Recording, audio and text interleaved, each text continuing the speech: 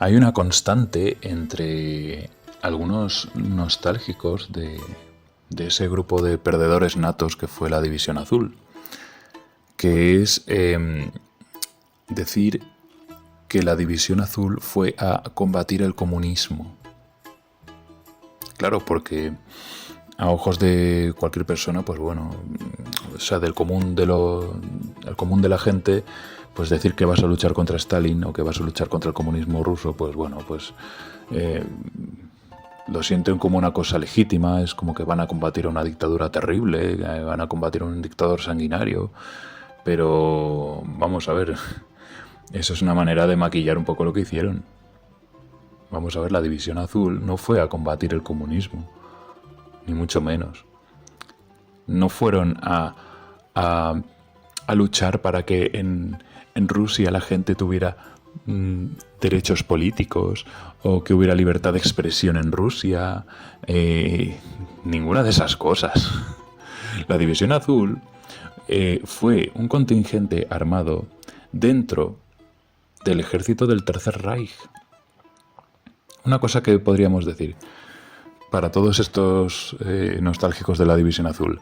Cuando alguien diga que la División Azul fue a combatir el comunismo, lo que hay que decirles es lo siguiente, vale, y en lugar del comunismo, ¿qué iban a implantar?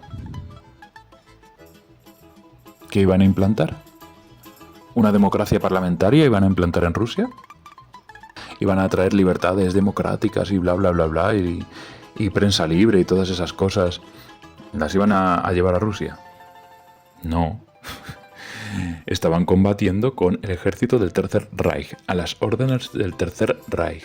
Estaban a las órdenes del ejército de la Alemania nazi, en un plan de invasión de la Unión Soviética. Iban a invadir la Unión Soviética como habrían invadido la Rusia, una hipotética Rusia democrática si hubieran podido, como hicieron con Francia, como hicieron con Dinamarca, como hicieron con todos los demás países de Europa que se les ponían por en medio. Como intentaron hacer en Reino Unido también. La División Azul fue a implantar el sistema nacionalsocialista, el sistema de la Alemania nazi, en un país que equivalía a un sexto de la superficie terrestre. Eso era lo que iban a hacer. No iban a traer ni libertades, ni iban a traer nada. Es que, de verdad, a mí estos especímenes es que me hacen mucha gracia. Siempre te dicen, no, es que la División Azul luchaba única y exclusivamente para echar a Stalin porque era muy malo y un genocida y tal. Pues vale, vas a echar a un genocida y vas a llevar el nazismo.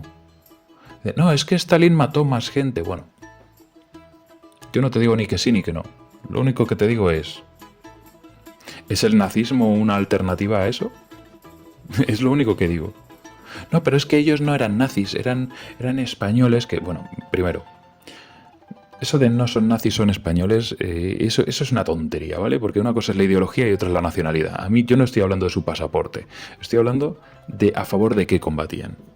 No, es que no son nazis, porque muchos eran falangistas y luchaban, estaban cabreados por la Guerra Civil Española, que, bueno, mira, la Guerra Civil Española empezó antes de que llegara cualquier tipo de ayuda soviética.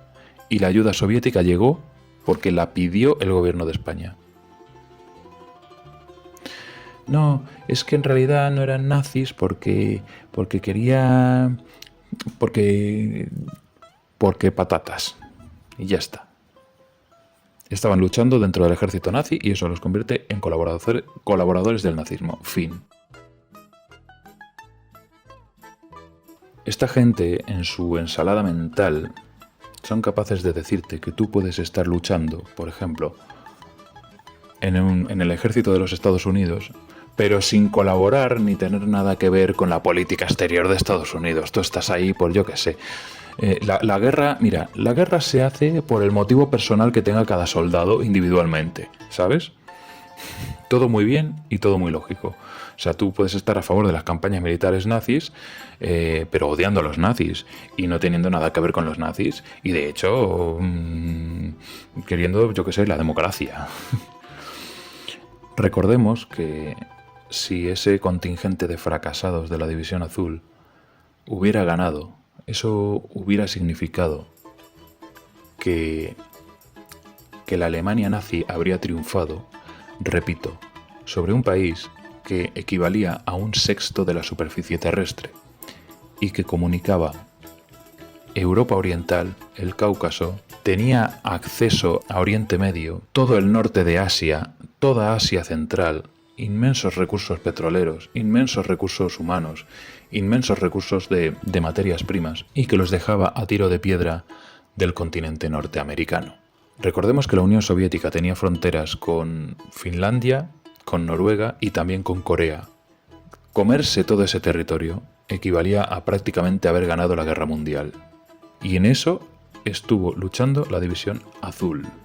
Tan grave habría sido el desastre de la caída de la Unión Soviética frente a los nazis, que de hecho los propios Estados Unidos estaban asustados de esa posibilidad.